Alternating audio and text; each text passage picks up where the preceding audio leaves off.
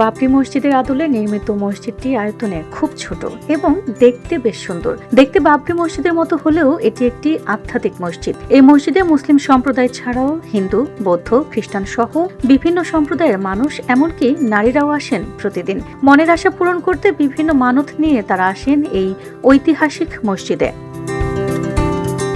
স্থানীয়দের বিশ্বাস, রাতে মসজিদে নামাজ পড়েন জিনেরা। রাত যত গভীর হয় জিনেদের আগমনও তত বাড়ে। তবে বর্তমানে দিন দিন মানুষের বসবাসের সংখ্যা বৃদ্ধি পাওয়ায় জিনদের তেমন অস্তিত্ব নেই বললেই চলে। কক্সবাজার শহরে বিজিবি ক্যাম্প এলাকায় কয়েকশো বছরের পুরনো সাচে চৌধুরী জামে মসজিদটির অবস্থান।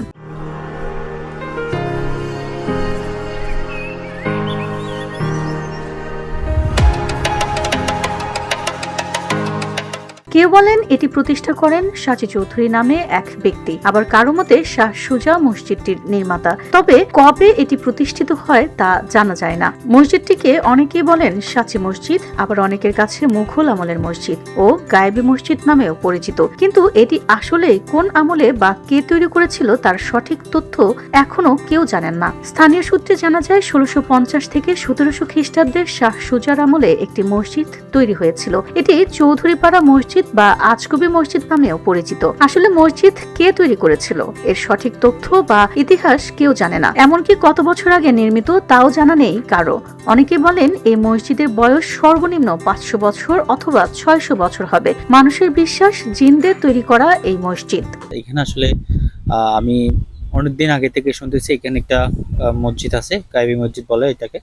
এটার নাম দেওয়া হয়েছে সানি মসজিদ। আসলে এই মসজিদে দূর দূরান্ত থেকে নামাজ পড়তে আসে এবং শুনেছি সম্প্রদায়ের যে হিন্দু সম্প্রদায়ের লোকরা আছে তারাও এখানে দান খয়রাত করতে আসে আর কি।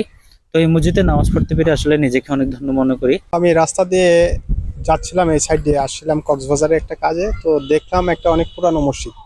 তো দেখে নামাজের সময়ের সাথে মিলে গেল, আমি ঢুকে পড়লাম এখানে পুরান মসজিদে নামাজ পড়ার জন্য। দেখে এখানে এসে জানলাম এটা হচ্ছে একটা গায়েবী মসজিদ, অনেক মুঘল আমলের মসজিদ। আসলে যে কখন হয়েছে এটা কেউ বলতে পারে না।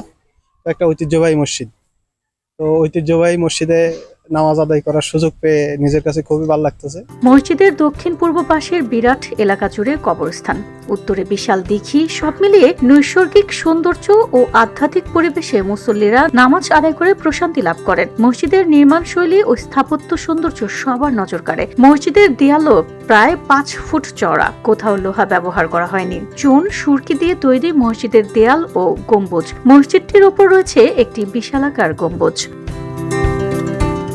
মসজিদের ইমাম হাফেজ আলাউদ্দিন জানান, মসজিদটি অনেক পুরনো ও ঐতিহ্যবাহী হওয়ায় দূর দূরান্ত থেকে বিভিন্ন ধর্মের মানুষ এখানে আসে ইবাদত করতে। বাদশাহ সুজাউদ্দৌলা যখন ভারত হয়ে আরাকানের পথ ফাঁড়ি দিয়ে যাচ্ছিল, তখন এই পথে অবস্থান করত অবস্থায় তিনি তার সৈন্য সেনা যারা ছিল তাদের মাধ্যমে এই মসজিদটি নির্মাণ করেছিল। আমাদের শোনা ইতিহাস যেটা আমরা জানি, প্রায় 400 বছর আগে। অধিকাংশ বুদ্ধ খ্রিস্টান ধর্ম যারাই হোক না কেন আসলে এখানে আসে এবং ইবাদত করতে আসে।